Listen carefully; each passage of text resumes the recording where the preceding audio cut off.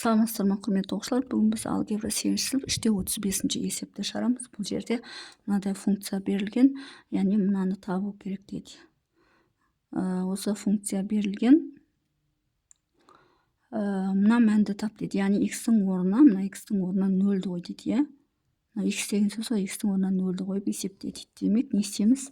f0 дем 1 плюс мына x-тің орнына 0-ді қоямыз. 1 азайту 0.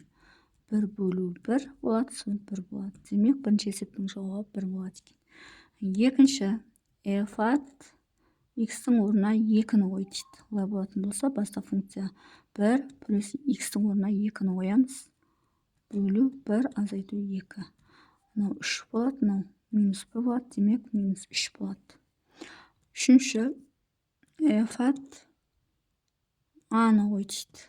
Олай болатын болса, x-тің орнына a-ны қоямыз. Яғни 1 плюс на x-тің орнына a-ны қоямыз. 1 минус a болғанда сол күйінше қалады. Төртінші, f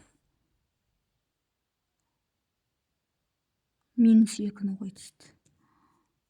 X-тің орнына қайтадан 1 минус 2 болады.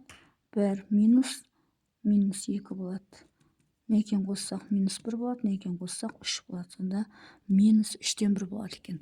Минус 2-ні қойған кезде минус 3-тен 1 болады. Бесінші, f 1 бөлінген a дейді. Яғни 1 плюс x-тің орнына 1 бөлінген a-ны жазамыз. 1 бөлінген x-тің орнына 1 бөлінген a-ны жазамыз. Енді бұл жерде мына алым бөлек, бөлім бөлек есептейміз. Ортақ бөлім a болады.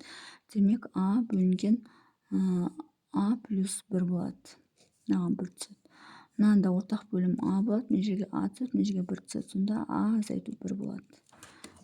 Енді a плюс 1 бөлінген a-ны өз жазамыз. Мынаны бөлу болғандықтан көбейт жазамыз. a бөлінген a минус 1 деп. Мынау мен мынау қысқарады. Сонда a плюс 1 бөлінген a минус 1 қалады екен. Бесіншісі міне осылай болады екен.